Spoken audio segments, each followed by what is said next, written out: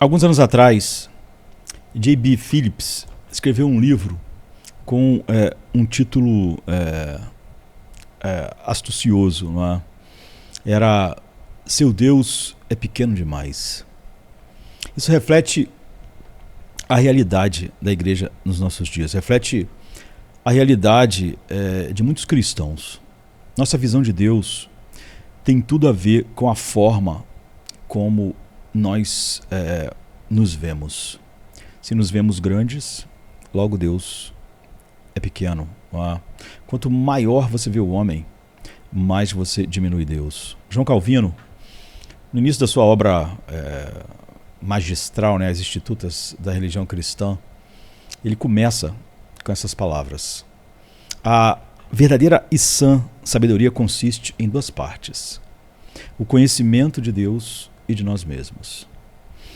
Mais adiante, um pouco na frente, ele diz que é certo que o homem nunca atinge um conhecimento claro de si mesmo sem antes contemplar a face de Deus e depois, descendo daquela contemplação de quem Deus é, então sondar a si mesmo.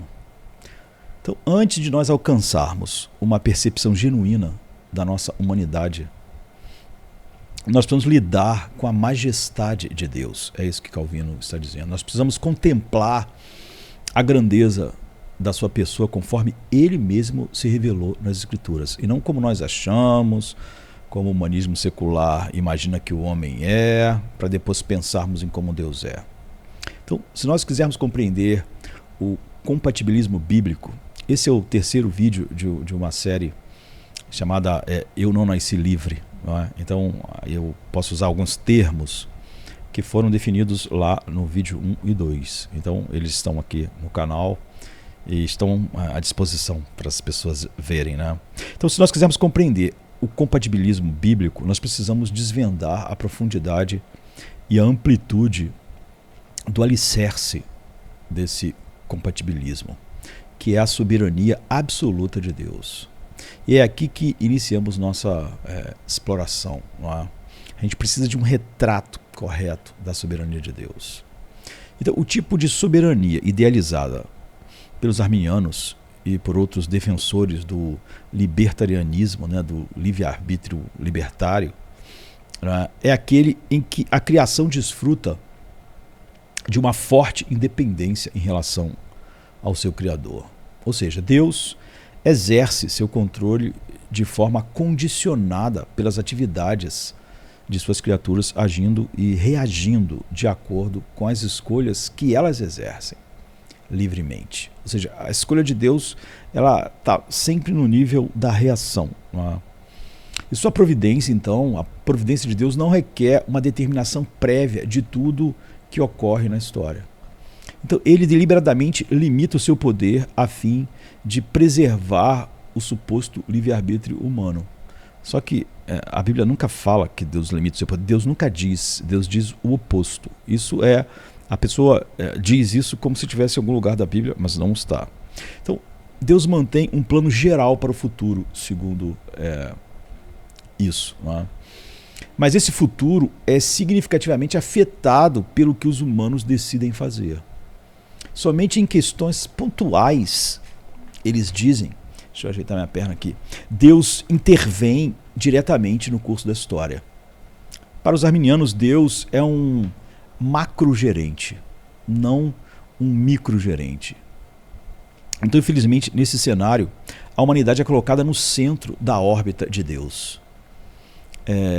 Quando a gente faz uma análise cuidadosa da Bíblia, no entanto, ela revela um retrato marcante e estupendo de um Deus muito mais magnífico.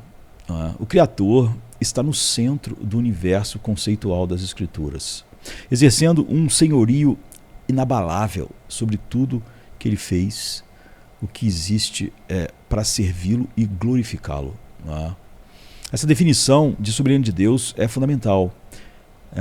Alguém já disse que dizer que Deus é soberano é declarar que ele é todo-poderoso, que ele é o possuidor de todo poder no céu e na terra, de modo que ninguém pode frustrar seus planos, ninguém pode impedir seu propósito e ninguém pode resistir à sua vontade. Então, quando a Bíblia expõe o controle supremo de Deus, ela fala de um glorioso coreógrafo que determina causalmente o curso da história de maneira não condicionada a nada que sua criação ou criatura façam. Então, ao contrário, todo o panorama do cosmos é totalmente dependente da sua orientação meticulosa. Então, sua pré-ordenação de todas as coisas foi estabelecida para sempre, antes da fundação do mundo. E nada pode mudar esse fato. Deus não estabeleceu o seu plano consultando as futuras escolhas de suas criaturas, nem altera o seu plano considerando o que elas já fizeram. Então, as Escrituras estão repletas de passagens que pintam exatamente esse retrato de Deus. Como, por exemplo, o salmista exulta: o Senhor estabeleceu o seu trono nos céus, e o seu reino domina sobre tudo. Salmo 103:19.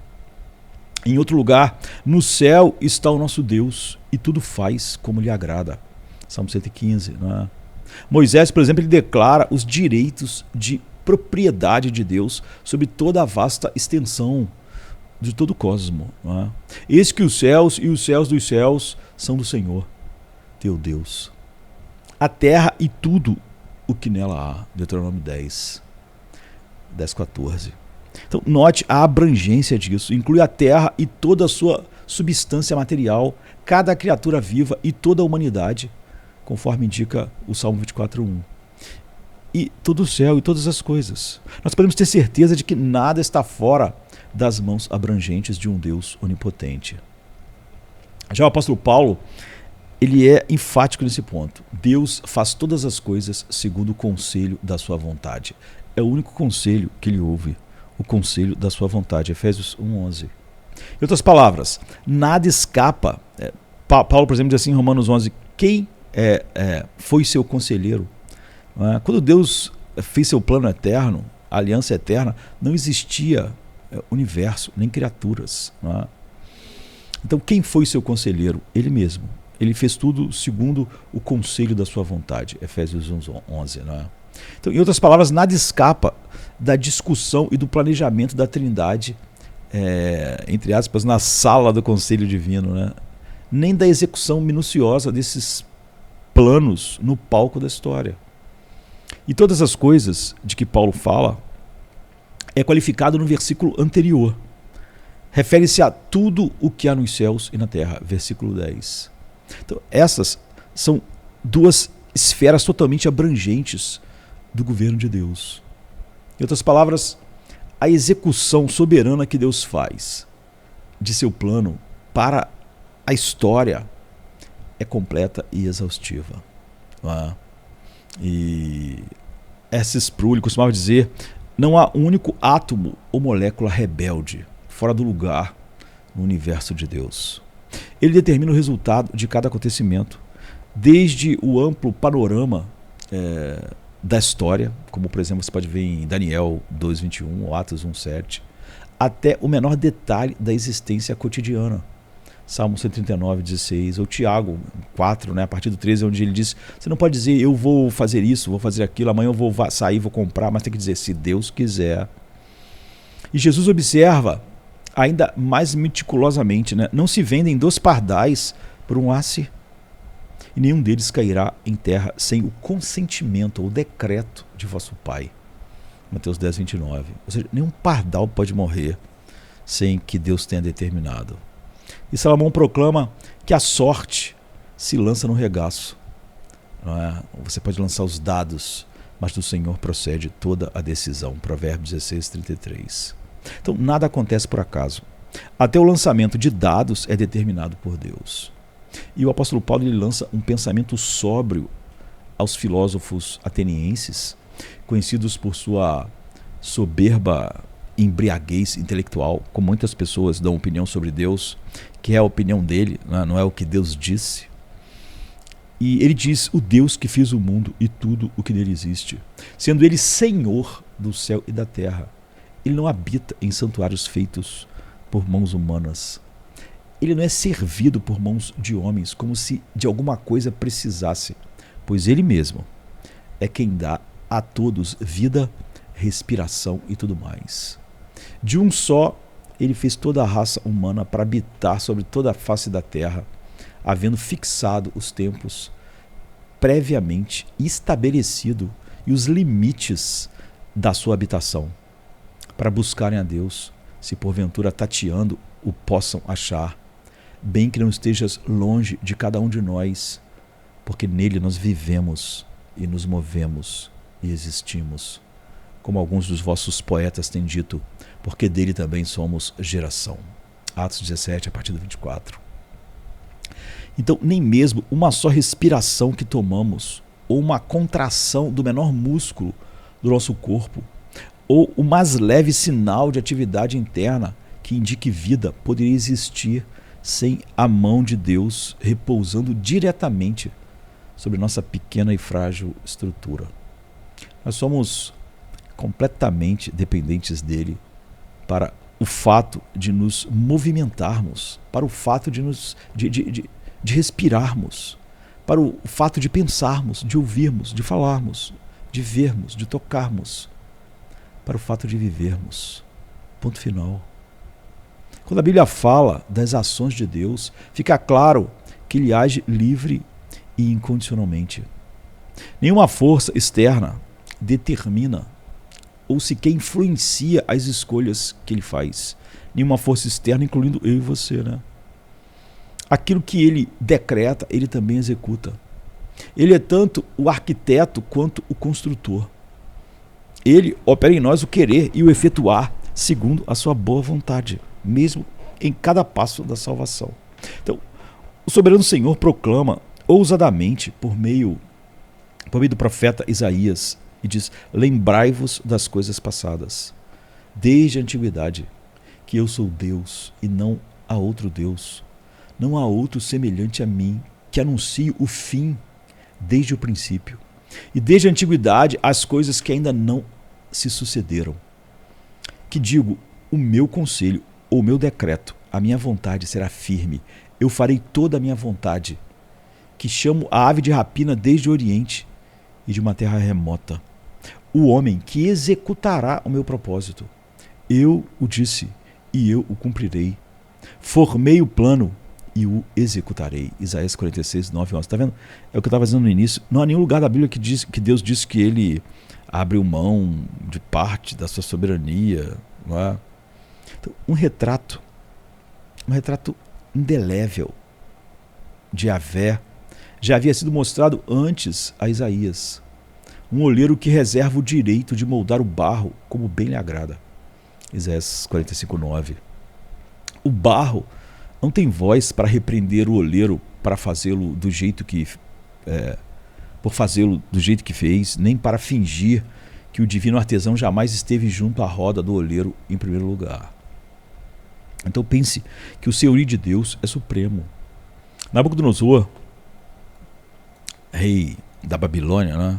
Ele nutria pensamentos elevados e exaltados sobre si mesmo, sobre sua capacidade, sobre o que ele podia fazer.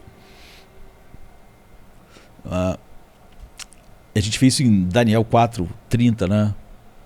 Mas logo, Nabucodonosor se submeteu a essa verdade que o pôs de volta à terra.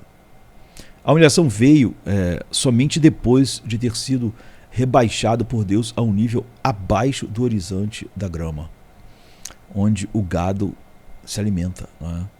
E onde os insetos rastejam.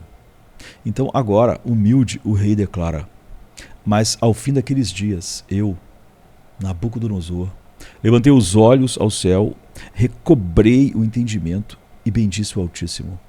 E louvei e glorifiquei ao que vive para sempre, cujo domínio é sempre eterno e cujo reino é de geração em geração. Todos os moradores da terra são por ele reputados como nada. E segundo a vontade dele, ele opera com o exército dos céus, os anjos e os moradores da terra, os homens.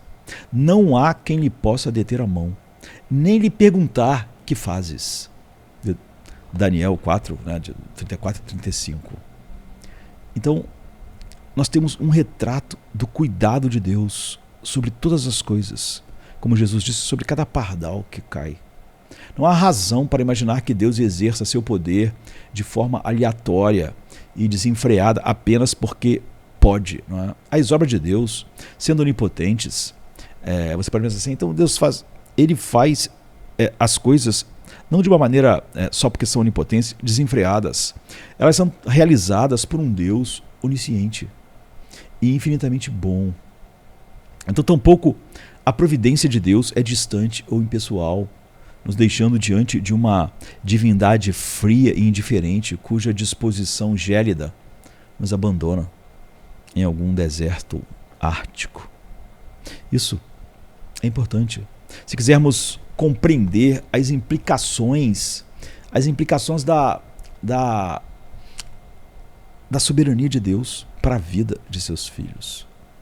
Um Deus que é todo poderoso, mas desprovido de cuidado amoroso e pessoal, não é o Deus da Bíblia, nem um Deus que poderíamos suportar. Além do mais, no cerne de nossa segurança e esperança está o conhecimento de que, sendo Deus plenamente soberano, seu cuidado por nós faz sentido. Se Deus nos oferece ajuda em meio a uma crise, mas ele fosse incapaz de efetivá-la, então ficamos com um Deus impotente e com uma esperança igualmente impotente, baseada em nossas capacidades de escolha. Então, ele vive para empregar seus desígnios de bondade na vida de seus eleitos. E nenhuma força debaixo do céu pode frustrar Deus. Mateus 10, 31, Romanos 8, 28, e de 31 a 39. Spurgeon afirmou que essa doutrina é fonte de grande consolo. Spurgeon disse que não existe atributo de Deus mais consolador para seus filhos do que a doutrina da soberania divina. Nas circunstâncias mais adversas, nas aflições mais severas, os filhos de Deus creem que a soberania ordenou suas aflições, que a soberania governa as suas aflições e que a soberania santificará suas aflições completamente. Então pense no cuidado providencial de Deus.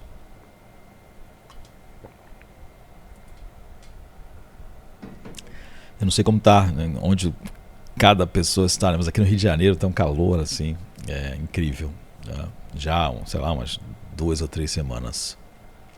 Então, o cuidado providencial de Deus é uma fonte especialmente profunda de esperança quando nuvens escuras se juntam e as tempestades caem. Então, considere duas pessoas, ambos são cristãos em Cristo, ambos se casaram no início dos 20 e poucos anos, quase na mesma época. Então, inesperadamente, cada um perdeu o seu cônjuge. Ambos ficaram viúvos e despedaçados, repletos de perguntas dolorosas. Né? Nós, na igreja, vivemos muitas histórias assim. Então, depois, por meio de um conhecido em comum, uma dessas pessoas, que a gente pode chamar de João, foi incentivado a adicionar a outra pessoa que passou pela mesma situação, a Maria, no Facebook. Ela viu que os dois tinham cerca de 1 dúzia de amigos em comum. Então aceitou o pedido de amizade. Né? E depois de uma mensagem cuidadosamente elaborada que João enviou a Maria, os dois se encontraram pessoalmente pela primeira vez. Eles conversaram, riram e choraram por 5 horas. Então voltaram a viver. Logo se casaram e Deus tomou a dor de suas perdas mútuas e transformou-a em alegria. Seria coincidência? Ninguém se depara com uma história assim, seja ou não defensor do livre-arbítrio libertário, não é? E permanece sem se convencer de que Deus orquestra nossa história de vida. Ele cultiva cuidado por seus filhos. Na visão libertária de livre-arbítrio, o encontro de João e Maria se aproximaria quase de um acaso, do destino. Na visão reformada, na visão compatibilista, nós podemos dizer que eles foram naturalmente atraídos um pelo outro em razão de experiências mútuas, ao passo que descobriram razões convincentes para se unirem em matrimônio. Nada tira deles as escolhas intencionais que cada um fez, movendo-se da perda para o amor restaurado. Mas ainda assim, haveria algo seriamente errado se negassem a providência de Deus em aproximá-los, dirigir a história passada deles até aquele ponto. Deus infligiu-lhes a dor, mas igualmente a reaparição de sua bondade reanimou suas almas cansadas e os uniu em um amor renovado. Aqui não houve nenhum tropeço desajeitado, nenhum acaso, nenhum destino. Deus não trabalha a história à medida que ela avança. Antes, Deus estabeleceu um plano cuidadoso antes da fundação do mundo e ele nunca se desvia dele. Os planos de qualquer entidade inferior indicariam um Deus inferior, que não se ergue diante do Criador incomparável. Deuses assim são concebidos nos sombrios corredores da imaginação humana e são indignos de nossa adoração. Essa coisa, eu não posso imaginar um Deus, então, porque quando você não imagina Deus, você imagina um ídolo. O verdadeiro Deus não é imaginado. Ele não é uma coisa que não existe. Ele se revelou. O que nós imaginamos é totalmente descartável. Não tem nenhum peso. Nossa imaginação não cria Deus. Portanto, a gente pode contemplar com admiração o poder e a providência maravilhosamente sábios de Deus, e que louvor contínuo flua de lábios que se maravilham diante de tal Deus. Então, bendito seja o nome de Deus para todo sempre, a qual pertence sabedoria e força. Ele muda os tempos e as estações. Ele remove reis, estabelece reis. Ele dá sabedoria aos sábios, entendimento aos inteligentes. Ele revela o profundo e o escondido. Conhece o que está em trevas e com ele mora a luz. Daniel 2, 20 a 22. Então, o mal, todo o mal está dentro da órbita da soberania de Deus. Nada disso deve nos levar a uma visão ingênua da soberania de Deus. Se quisermos lidar com suas dimensões completas, devemos olhar mais profundamente pelos portais do mal e da calamidade no mundo. Ao considerar a história de João e Maria, é fácil ver como Deus atuou recolhendo os cacos de suas vidas despedaçadas depois que seus cônjuges morreram subitamente, ainda jovens. Mas Deus também foi soberano nessas mortes. Ele determinou que os cônjuges morressem. Essas questões não soam bem em nossas salas teológicas bem adornadas e, na verdade, saturadas de humanismo secular. São o tipo de pergunta que preferíamos manter guardadas em prateleiras repletas de uma teologia mais suave e de fácil manuseio quando ela se torna humanista. Então, dúvidas angustiantes sobre Deus e o problema do mal são, no mínimo, muito perturbadoras. Charles Templeton, foi um associado próximo de Billy Graham há tempos atrás, nos anos 40, 1940. Muitos achavam que Templeton seria o maior evangelista desde Moody e Billy Sunday. Assim, né? Então, é claro que logo esse reconhecimento caberia a Billy Graham. Em vez disso, a fé de Templeton no Deus cristão sofreu uma crise contínua e ele acabou por abandonar o cristianismo totalmente. Talvez teria sido melhor Billy Graham fazer a mesma coisa do que no final falar e pregar todas as coisas que pregou, né? Então, em 1995, ele publicou uma obra chamada Adeus, Adeus, Minhas Razões para Rejeitar a Fé Cristã. Então, poucos anos antes de sua morte, Templeton ele foi entrevistado por Lee Strobel para o livro Em Defesa da Fé. Strobel perguntou a Templeton qual foi o fator decisivo que o afastou de suas crenças cristãs e no Deus cristão. E ele mencionou uma fotografia que ele viu na revista Life, mostrando uma mulher norte-africana. E ele disse que eles estavam passando por uma seca devastadora na África. E ela segurava o bebê morto nos braços e olhava para o céu com a expressão mais desolada possível. E Templeton, ele disse que olhou para aquilo e pensou: é possível acreditar que é um criador amoroso ou cuidadoso quando tudo o que aquela mulher precisava era de chuva? Com óbvio pesar, né, o Templeton ele continua falando que quem controla a chuva? Eu não, você não. Ele controla. Ou pelo menos era o que eu pensava. Mas quando vi aquela foto, logo percebi que não é possível que isso aconteça e ainda exista um Deus amoroso. Nós precisamos nos revestir como guerreiros para responder a questões sobre a soberania de Deus em relação ao mal natural e moral, sobre tornados, guerras, tsunamis e câncer terminal, sobre roubos, sobre terrorismo e tirania. Para entender o compatibilismo bíblico, é necessário encarar de frente Deus e o mal. E aqui a Bíblia não ameniza as palavras. O mal não reside em um domínio misterioso, intocado pelo plano, propósito ou poder de Deus. Não é que existe uma força do mal e uma do bem que se equilibram. Isso aí é yin yang, isso aí é paganismo. Se assim fosse, nós teríamos motivo para temer, porque então Deus não seria de fato soberano. Se Deus realmente está no controle, Ele é Senhor sobre o bem e também é sobre o mal. O certo e o errado, a verdade e o erro, a bênção e a maldição, o conforto e a dor, a vida e a morte.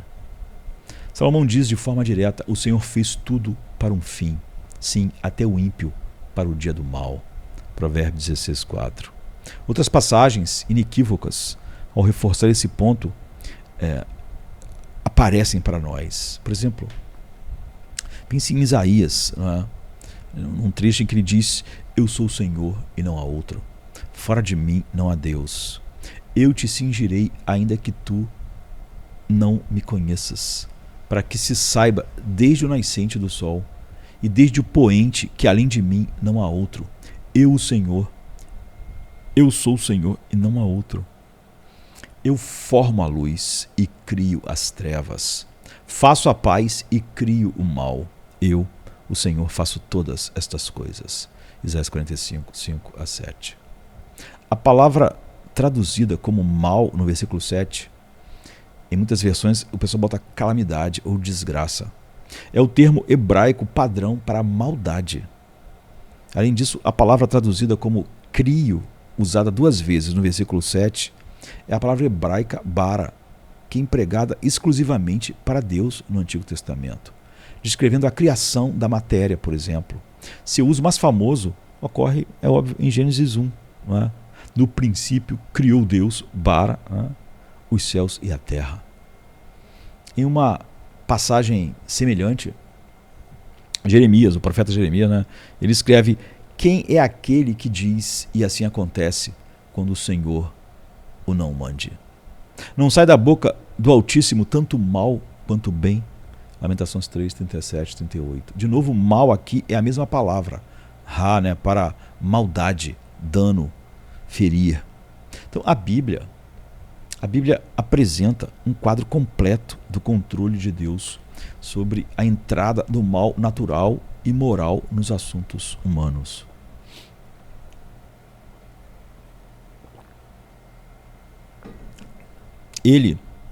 Deus determina a vida e a morte, mesmo quando a morte envolve injustiça. Ele controla as doenças mentais e físicas. Ele controla o clima e envia desastres naturais. O profeta Amós questiona retoricamente, né? Sucederá algum mal à cidade sem que o Senhor o tenha feito? Amós 3,6. É claro que, em outro sentido, esses desastres naturais decorrem da queda do homem em pecado, que trouxe maldição sobre a criação. Romanos 8,20. Ainda assim, muitas vezes Deus executa calamidades especificamente como forma de juízo. E da mesma forma, ele designa governantes e exércitos maus para julgar outros povos. Deus decreta que o mal ocorra em múltiplos aspectos ao longo dos eventos humanos. Olhe para a calamidade de Jó. A vida de Jó apresenta um caso de teste sobre a relação entre Deus, o mal, Satanás e a humanidade. Jó passa por todo tipo de males repentinos, inesperados e inexplicáveis. O assassinato dos seus servos, dos seus empregados, né? O roubo de suas propriedades, a morte de seus filhos por um tornado e uma doença que lhe dilacera o corpo com dores intensas e agonia enorme. Né? Note que conforme a cena do sofrimento de Jó se desenvolve, Deus nunca aplica diretamente as adversidades que ele sofre. Antes, elas procedem de Satanás, o peão de Deus. Não é? Satanás atua livremente em suas más intenções. Satanás não está motivado em glorificar a Deus ou cumprir o propósito de Deus. Ele está sendo mau. Ele está sendo o que ele é. Ele está agindo livremente, não é? Já que as pessoas gostam de falar sobre livre-arbítrio, mas segundo a natureza de Satanás. Satanás sempre age como ele quer, mas ele só age de acordo com a sua natureza má, como um homem caído. A mente do homem caído é inimizade contra Deus. Ele age sempre sem ser obrigado, mas ele age sempre de acordo com sua mente, que é inimiga de Deus. Portanto, a Bíblia não diz que é inimigo, ela diz que é a inimizade. Porque um inimigo você ainda pode reconciliar, né? Mas a inimizade, a própria inimizade, não pode ser reconciliada. Essa é a mente humana. Então, Satanás, ele atua livremente em suas más intenções. Livremente, mas você vê, o livre que nós estamos dizendo não é o livre-arbítrio libertário, que Satanás podia resolver ser santo amanhã. Ele opera livremente em sua natureza demoníaca, que odeia Deus, odeia os homens. Então ele atua livremente, sem ser obrigado externamente, em suas más intenções, mas ele reconhece a soberania de Deus ao ironizar. Estende, porém, a tua mão e toca em tudo quanto ele tem, Deus está dizendo. E verás... Na verdade, Satanás está falando isso para Deus, não é? Toca em tudo que Jó tem e tu verás se ele não vai blasfemar contra ti na tua face. Jó 1, acho que 11. Surpreendentemente, Jó nunca se inclina a atribuir sua desgraça a Satanás. Antes, Jó volta-se para o soberano de sua vida. E o leitor do livro de Jó fica estarrecido ao ver que é o próprio Deus quem diz para Satanás, ou a gente precisa dizer, quem incita Satanás a considerar Jó como teste para o mal, em Jó 1:8, 2:3. Deus diz: viste o meu servo Jó? Quem chama a atenção para Jó na história é Deus. E também o comanda a pôr em prática os desígnios calamitosos, Jó 1:12 e 2:6. Satanás não tem soberania sobre as vidas e situações humanas, nem sobre ele mesmo. Ele nada pode fazer além do que Deus permite e planeja. Por exemplo, Satanás entrou em Judas para que ele traísse Jesus, Lucas 22:3 e João 13:2. Porém, as ações de Judas foram ordenadas por Deus, João 17:12, Atos 1:16. E Judas agiu conforme sua má natureza, não é? Sua natureza de trevas e inimigo de Deus, já que ele não era um homem regenerado. Porque sempre, você pode ver em textos anteriores, ele era um homem que cobiçava dinheiro, tinha interesses que não eram centrados em Cristo ou na glória de Deus. Então, quantas vezes os que sofrem clamam a Satanás quando passam por dor, mal ou injustiça? Satanás, mas Jó não fez assim. Eles não direcionam instintivamente seus porquês a Deus. Mesmo no mundo, no final, as pessoas não dizem porque Deus está deixando isso acontecer. No fundo, apesar de ele dizer que não, há um testemunho interno de que Deus é soberano. Então, assumem duas coisas a respeito de Deus. Primeiro, que ele é o Todo-Poderoso e poderia ter impedido o que aconteceu ou direcionado outro resultado. A segunda coisa é que ele deve ser bom e, portanto, não poderia desejar que o mal os dominasse. Então as pessoas, por natureza, reconhecem o controle essencial de Deus e da sua bondade básica. E é o que Paulo diz em Romanos 1, 19 e 20. Mas a experiência do mal as leva a questionar esses atributos divinos, e isso era precisamente o que Satanás achava que Jó faria quando ele sofresse. Claro, a resposta de Jó se mostrou totalmente contrária aos desejos ou ao desejo de Satanás, mas plenamente de acordo com Deus. Então considere o diálogo entre Jó e sua esposa após todos os infortúnios, as desgraças que acometeram ele. Então a mulher lhe disse: ainda retens a tua integridade? Amaldiçoa a Deus e morre. Mas ele lhe respondeu: falas como qualquer doida. Recebemos o bem de Deus e não receberíamos também o mal? E a Bíblia diz: em tudo isso não pecou Jó com suas palavras ou com seus lábios. Jó 2, 9 e 10. A esposa de Jó reagiu como Satanás queria que Jó reagisse, mas ele se recusou. Jó passou no teste de Deus, o teste de reconhecer Deus como soberano e de, mesmo sem entender, achar que Deus tinha algum propósito.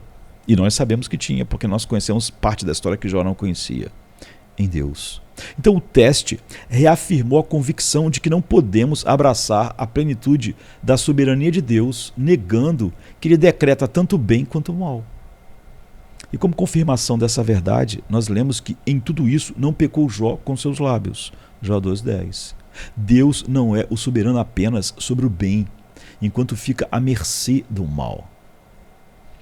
Aqui uma palavra de esclarecimento é necessária. Quando Jó atribui a Deus a responsabilidade pelo mal que lhe sobreveio, ele certamente não está dizendo que Deus seja mal ou autor do mal, ou seja, o autor próximo. Não é? Você vê que quem agiu foram os ladrões, foi Satanás, mas Deus sempre tem que ser o autor final, distante. Deus não pode abrigar mal em si mesmo. Ou seja, tudo que Deus faz é com um bom propósito, com um propósito santo. Satanás estava agindo com um propósito diabólico. Ele queria destruir Jó.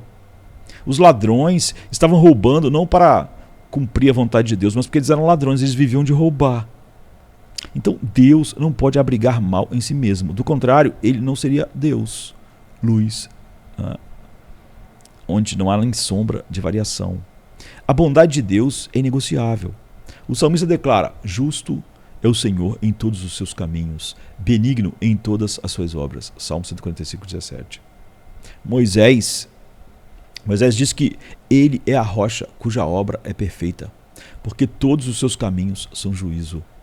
Deus é fidelidade e não há nele injustiça. É justo e reto. Deuteronômio 32, verso 4. Davi, ele reconhece: pois tu não és Deus que se agrade com a iniquidade, e contigo não subsiste o mal. Salmo 5, acho que verso 4. Então, o apóstolo João acrescenta: Deus é luz e não há nele treva nenhuma. 1 João 1,5. E é dito mesmo em Abacuque 1,13. Né? Então, absolutamente nada que Deus diz, pensa ou faz pode ser atribuído a alguma maldade nele, um propósito mau. Ele sempre age em sua santidade, em seu juízo, em seu amor, em sua ira, sempre com um propósito bom. Não é?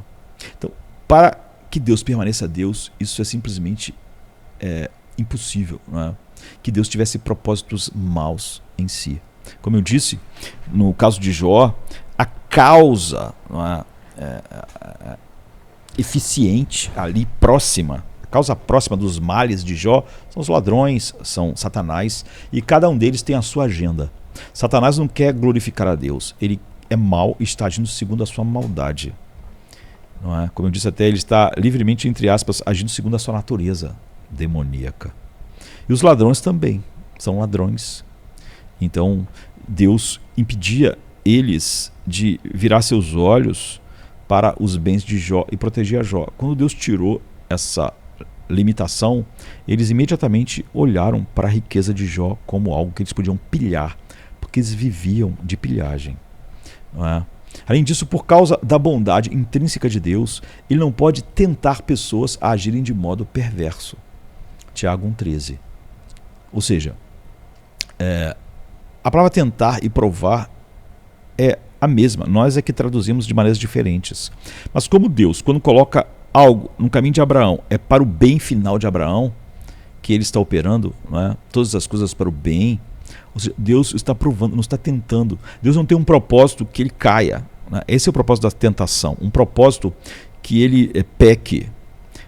Satanás tenta, porque o propósito dele é destruir. Não é? Então Deus deixa a provação entrar na vida de Pedro.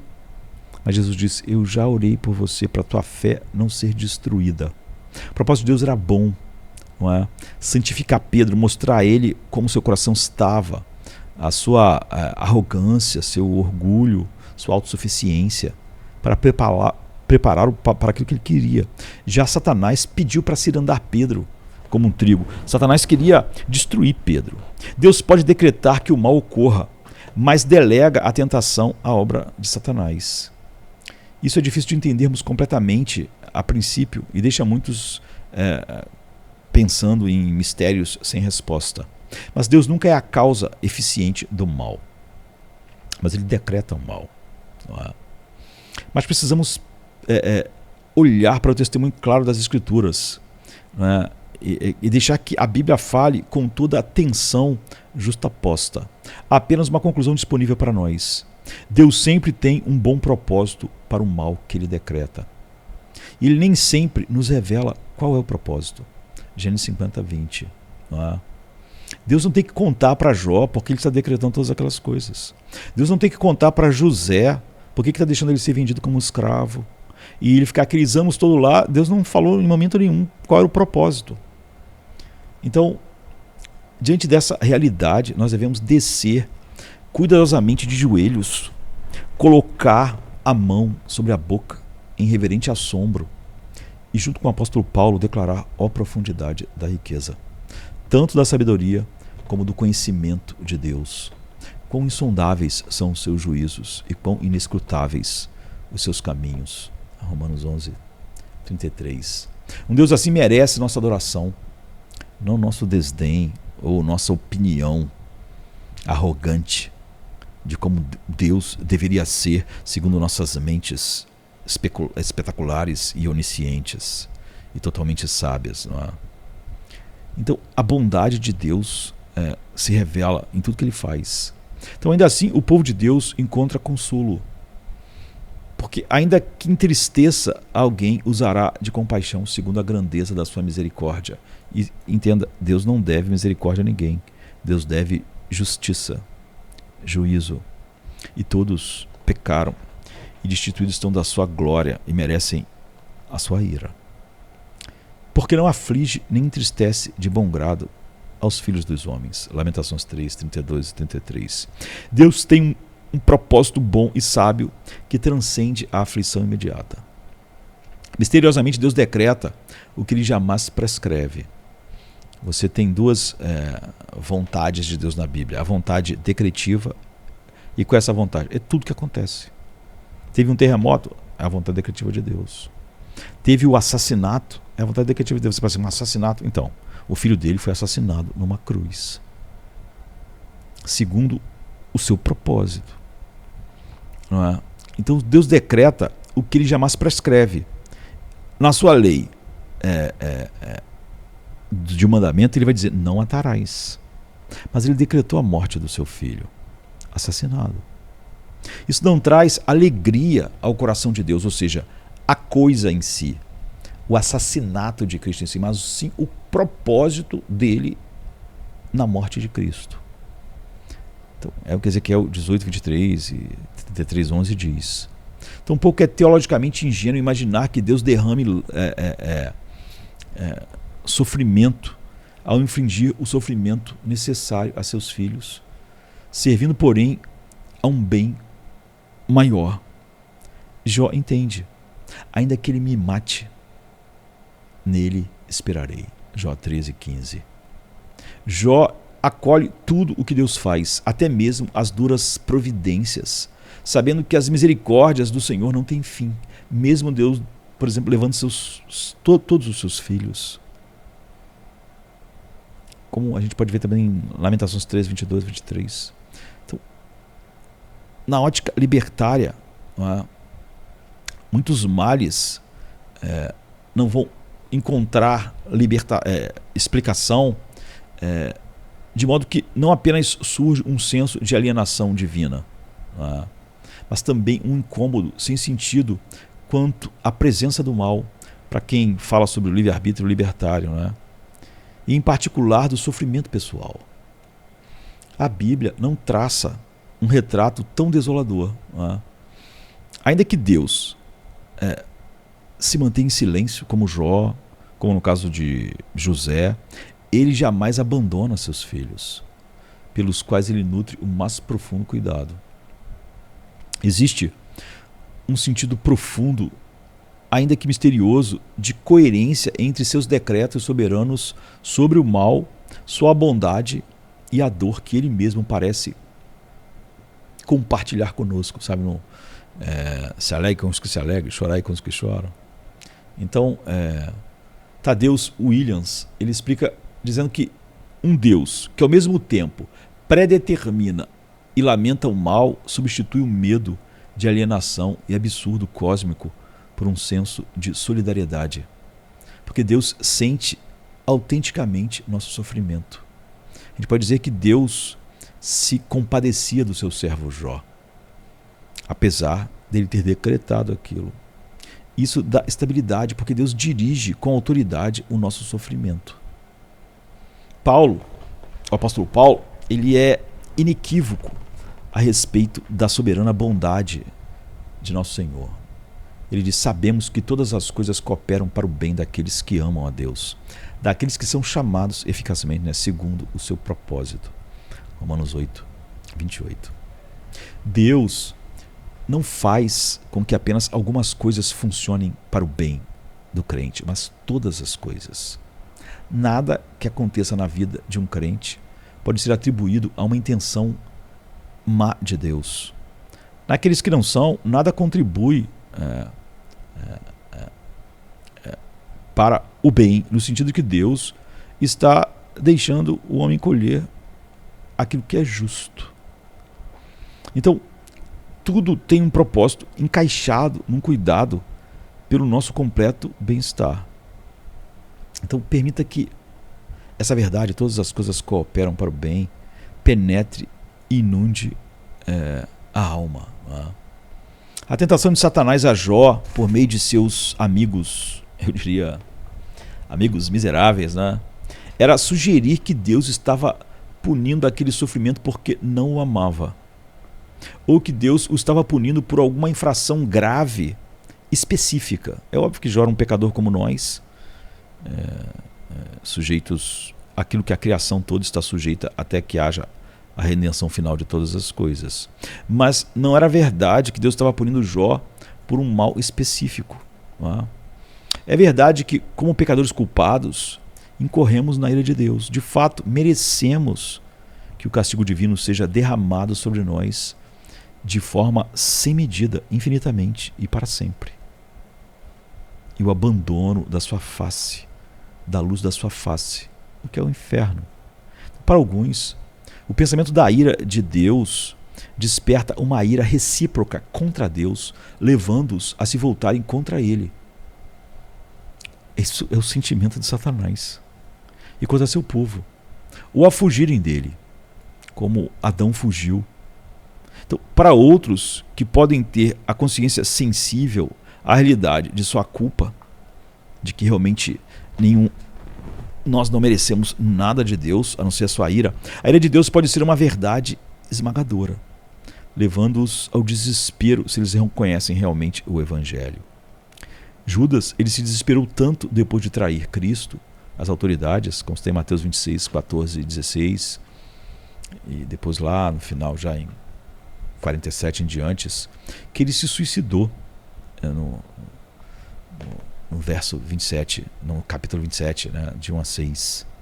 Ele não conseguia ver que o Deus irado é também um Deus de misericórdia que acolhe os que se arrependem, porque isso é um dom de Deus.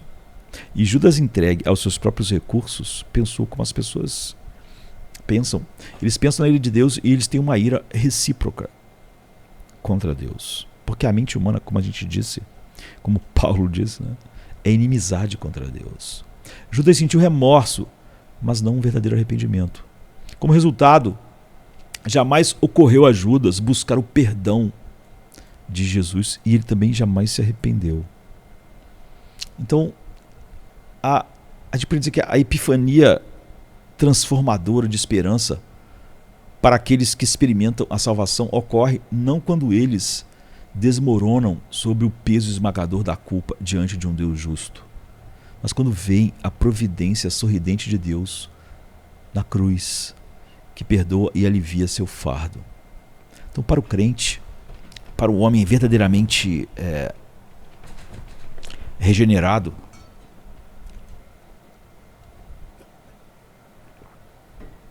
deixa eu ver que horas são aqui.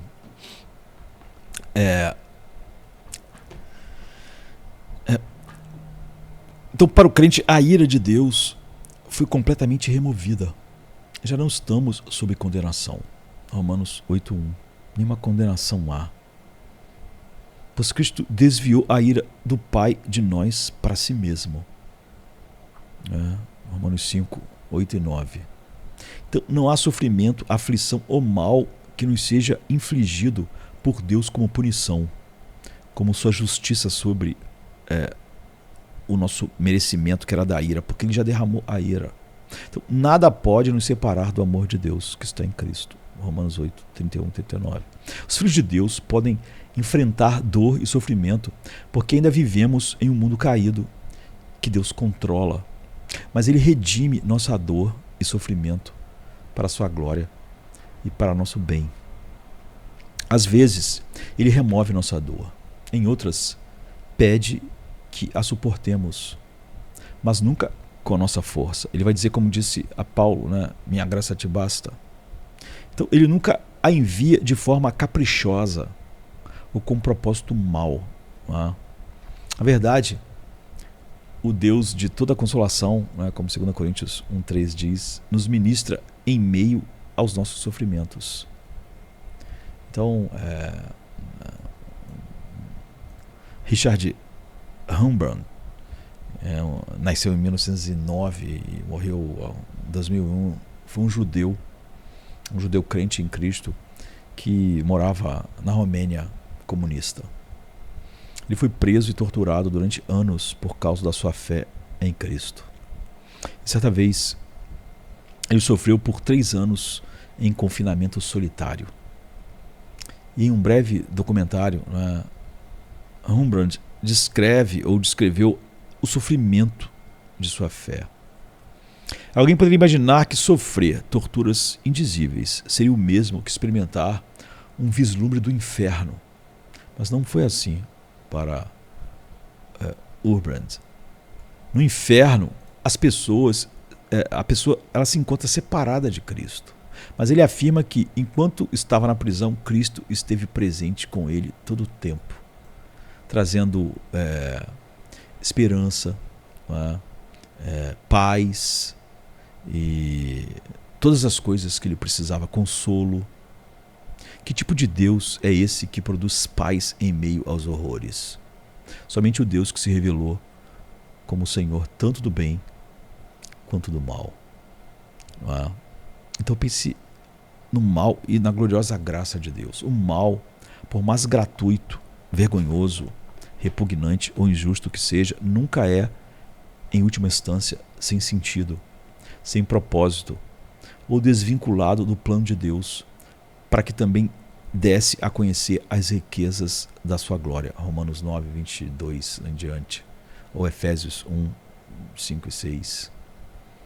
Então, um teólogo antigo diz: Deus é todo amoroso em sua soberania sobre o mal, porque permite, decreta, guia, transforma e até mesmo planeja para um propósito eterno, bom e amoroso, que transcende em muito o próprio mal em si, né? Mas que não poderia ser realizado sem ele.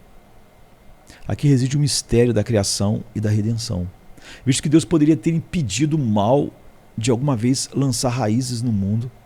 Nós devemos concluir que o mal é parte essencial do plano geral de Deus para a criação. Jesus é o Cordeiro que foi morto, assassinado, antes da fundação do mundo. Ora, se o plano sempre foi que o Cordeiro fosse morto, toda a história tinha que ir para aquele ponto. Aquele é o centro de todo o plano de Deus. Paulo alude a um propósito particularmente profundo para o mal em Romanos 5. Depois de descrever como Cristo reverteu os efeitos da queda da humanidade, Paulo faz uma afirmação. Sobreveio a lei, não para que o homem pudesse, pela lei, ser salvo. Esse nunca foi o propósito de Deus. A ideia do livre-arbítrio libertário, né, que tanto se introduziu e reina na igreja, é de que o homem, se quisesse, poderia obedecer à lei. Mas não é verdade, porque o homem é escravo de suas concupiscências. Não há nada que impeça o homem. O que impede o homem é o seu amor pelo pecado. É seu amor pelas trevas. É seu amor pelo pecado e a sua repugnância à santidade.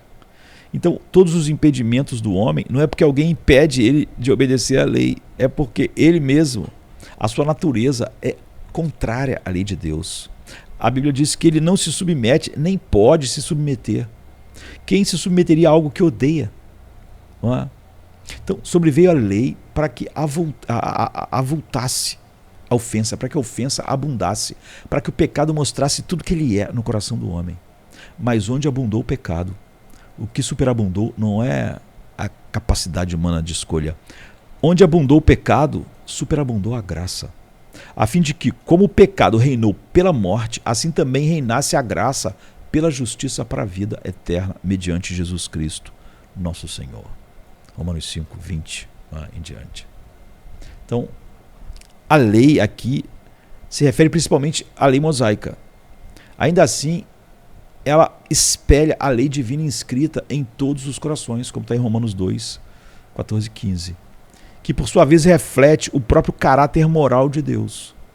Quanto mais o caráter de Deus foi revelado em códigos divinos inspirados para o comportamento humano, mais essas leis se tornaram uma luz que expunha e aumentava a profundidade do desprezo dos homens pela lei de Deus. Ou seja, o amor ao pecado e o seu desprezo à santidade, como está em Romanos 1,18. Os seres humanos naturalmente pensam que as paredes de seu caráter moral são relativamente retas. Porém, a lei de Deus chega como um nível a laser eletrônico, revelando quão torta está realmente essa parede. As pessoas não gostam de ver aquele raio vermelho penetrante e se rebelam ainda mais contra a verdade de Deus, por revelar quem eles são. E suas transgressões se multiplicam diante do juiz de seus corações. Mas aqui está o ponto notável do texto, né? Quando o mal se intensifica no curso da história humana, Deus responde a essa rebelião derramando sua graça sobre pecadores que merecem só a sua ira, sobre quem ele quiser. Não é? Terei misericórdia de quem eu tiver misericórdia. Ninguém merece a misericórdia. As pessoas merecem, todos nós, justiça. Ou seja, a ira infinita de Deus. Então, com o aumento do mal, aumenta-se a oportunidade de Deus engrandecer sua graça, que na verdade é o propósito de tudo que ele faz, da criação inteira, do que ele fez em Cristo. Como Paulo disse, mas se a nossa injustiça traz à tona a justiça de Deus, Romanos 3,5, essa graça atinge seu auge na morte de Cristo na cruz, nos conduzindo à conclusão de Romanos 5. Paulo diz no versículo 8, mas Deus prova o seu próprio amor para conosco pelo fato de ter Cristo morrido por nós, sendo nós ainda pecadores. Então, a pecaminosidade humana realça a justiça de Deus como nada mais o faz. O pecado e o mal formam um núcleo de completa escuridão no centro do ser do homem, no coração, no que ele é. A lei de Deus lança a luz sobre essa escuridão, expondo sua repulsa. Contudo, é a graça de Deus na cruz de Cristo que ultrapassa até mesmo a luz de sua lei. E sua glória e magnitude penetram profundamente naquele âmago detestável com a força de 10.000 sóis, dissipando o pecado e a morte, ao soberanamente ele criar um novo coração. Então, o homem é alvo dessa luz e a inimizade é tirada, porque ele é regenerado. Então, a realidade densa e opressora do mal jamais pode superar a glória da cruz. Por mais profundo que o mal procure mergulhar, a graça de Deus na cruz de Cristo mergulha ainda mais profundo. Então, o pecado pode abundar, mas a graça superabundou. Considere ainda o paradoxo divino da cruz. Não é? Muitos horrores disputam o topo do monte de lixo da maldade humana. Talvez pensemos no Holocausto judeu ou nas mais de 20.000 valas comuns no Camboja, conhecidas como os Campos da Morte, do tirano Khmer Vermelho. Né? Poucas coisas hoje se comparam à crueldade do tráfico internacional de crianças para exploração sexual. Mas jamais houve crime. Ou, por exemplo, a gente pode falar sobre os 100 milhões que o comunismo matou, mas jamais houve crime mais injusto, ato mais atroz ou exibição mais hedionda de desprezo do que este: a crucificação do perfeito e justo Filho de Deus, ocorrida 2000 anos atrás. Todavia, nós vemos aqui algo realmente extraordinário que realça a singularidade da fé cristã. A ira concentrada dos homens contra a única pessoa verdadeiramente inocente que já viveu no mundo reflete a própria ira de Deus naquele mesmo evento. Parece inconcebível, mas Deus não poupou seu próprio Filho amado, Romanos 8,32, do maior ato de juízo e justiça divino que a história jamais testemunhou e jamais vai testemunhar de novo, mesmo no inferno. Contudo, ao mesmo tempo, esse juízo esteve entrelaçado com a maior demonstração de misericórdia de Deus. Cristo, o precioso Cordeiro de Deus, sem mancha, recebeu a totalidade da ira do Pai contra o pecado, para que muitos vasos indignos recebessem misericórdia sem precedente. Romanos 9,23, né? Antes Romanos 5,9. Então, o sacrifício de Jesus satisfez as exigências da justiça de Deus contra nós, contra todos aqueles que lhe deu o seu Filho na eternidade. Ele voluntariamente absorveu a ira de Deus destinada a nós, porque a Trindade nos amou dessa forma salvífica, infinitamente. E surpreendentemente, sem a entrada planejada do mal na história humana ou na alma humana, cujo ápice foi a injusta crucificação de Cristo, não haveria graça, nem misericórdia, nem meio de Deus manifestar sua maior glória. Isso não responde a todas as perguntas sobre a existência e o propósito do mal passo a passo. Nem sempre explica os efeitos imediatos e trágicos do mal no mundo ou em nossas vidas pessoais, como Jó não tinha todas as respostas. O crente não deve jamais tratar com leviandade as dimensões inexplicáveis do sofrimento. O enigma de muitas aflições não pode ser desenredado apenas com a formulação de proposições, mesmo que teológicas. O que mais se faz necessário nesses momentos é a instrução bíblica de oferecer compaixão ao que sofre. O que os amigos de Jó deviam ter feito com ele. Né? Então, às vezes, apenas derramar lágrimas em silêncio fala mais alto do que centenas de tratados eruditos. Não é? Então, o mesmo Deus que inflige dor aplica seu bálsamo curador. É o que você vai ver em Jó 13, 5, em 2 Coríntios 1, 3 a 5. Então, quando nos afastamos do impacto visceral e palpável que o sofrimento e o mal provocam, como Jó pode fazer depois, conseguimos contemplar a glória transcendente de Deus em meio a tudo isso. A glória que emana da cruz lança um brilho amplo sobre o horizonte da existência humana, brilhando ou cintilando com riquezas indizíveis de esperança para a humanidade. É humilhante contemplar todos esses retratos magníficos da glória e soberania de Deus. Há uma famosa fotografia feita pela sonda Voyage, acho que em 1990. A imagem da sonda captou a Terra a cerca de 6 bilhões de quilômetros de distância, que era onde a Voyager estava em 1990. E nosso planeta, na foto, aparece como um minúsculo, quase indistinto ponto, com menos de 0,12 pixel de tamanho. Ele pode ser facilmente ignorado na vasta imensidão do sistema solar que está aparecendo na foto. No entanto, o próprio sistema solar é apenas um ponto na Via Láctea. E a Via Láctea não passa de um ponto no ilimitado cenário de galáxias que se estende pelo universo. Acima e além de tudo está um Deus de maravilha, tão poderoso, tão transcendente e tão glorioso que tentar descrevê-lo ultrapassa nossas palavras e imaginação.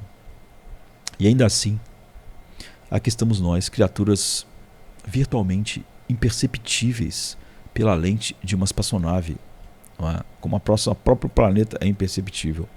Essa é a perspectiva em que João Calvino, nas Institutas, tenta nos colocar quando contemplamos quem somos à luz de quem Deus é. Desse ponto elevado e rarefeito, é espantoso ver que Deus dirige sua maior atenção justamente a tais seres tão pequenos. É também a partir dessa perspectiva, que é o oposto do humanismo secular, que devemos entender como nos relacionamos com Deus. Não ousamos exaltar-nos como se Deus pudesse ser confundido por suas próprias criaturas. Ele diz: vocês pensaram que eu era como vocês. Então, no Salmo 50, Então, qualquer coisa que abracemos acerca de nossa própria força, nossa própria liberdade, nossa própria independência, não podemos desassociá-la do Deus de quem dependemos para cada respiração, cada movimento, cada batimento cardíaco. Quem percorreu essa grandiosa paisagem de contemplação do Todo-Poderoso sabe que Ele é a única base de esperança e confiança reais e o único objeto digno da nossa adoração. Então, a gente pode resumir tudo isso que meditamos hoje, que uma análise cuidadosa das Escrituras revela um retrato de um Deus que se encontra no centro do universo conceitual bíblico e não o homem, e que exerce um senhorio inabalável sobre tudo o que Ele criou e sustenta.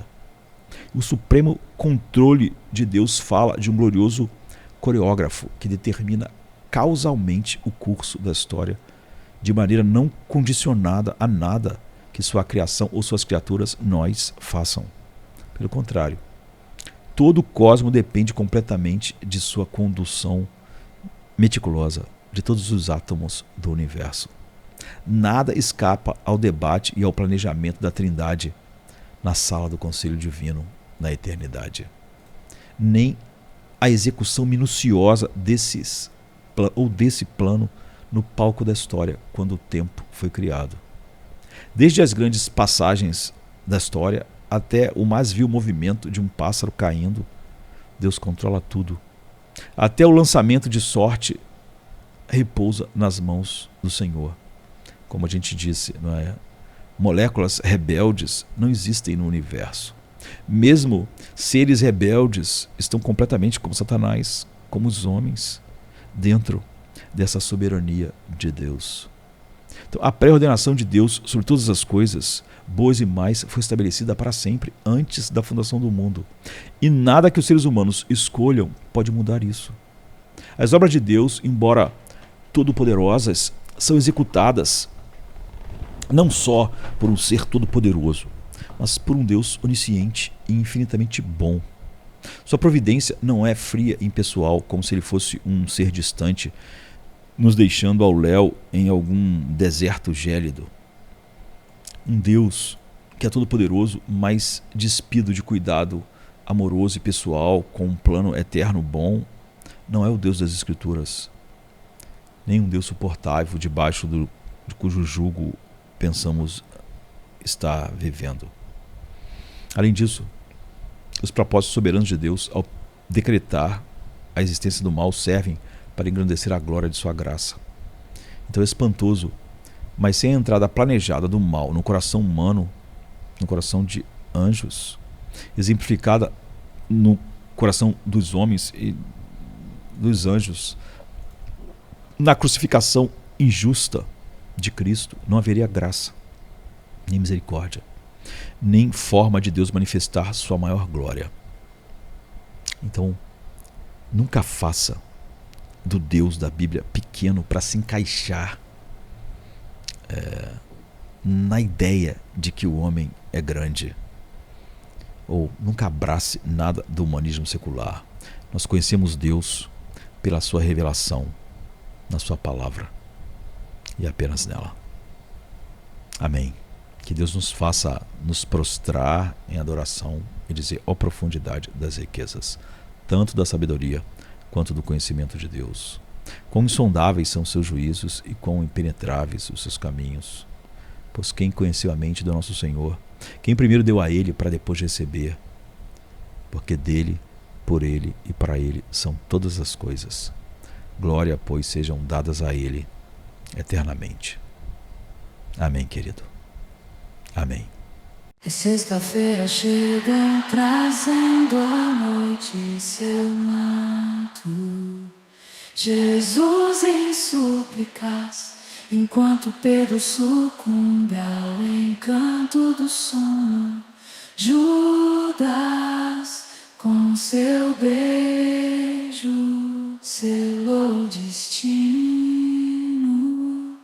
Traição que esboça o pranto no silêncio da noite, a esperança parece se esconder, mas o eco do domingo aos poucos começa a nascer. Pilatos em sua indecisão, o sinédrio em conspiração, a turba em escárnio desconhece a ressurreição. Discípulos fugitivos, corações partidos, Maria em lágrimas, Pedro nega, o galo canta anunciando a manhã que tarda. É sexta-feira, clama a criação, mas o domingo se anuncia, trazendo redenção. Nosso Salvador, sob o peso da cruz, caminha entre a multidão que zomba, sua santidade diminui. A coroa de espinhos, o sangue que escolhe marcas de amor infinito. É a sexta-feira, mas a esperança do domingo não está tão distante. Elevado na cruz entre criminosos, a dor se faz presente. O véu se rasga, a terra treme, o céu escurece, um silêncio envolvente. A pedra colocada, os guardas se postam, a vigília começa, mas a promessa do domingo no coração ainda aquece. É sexta-feira.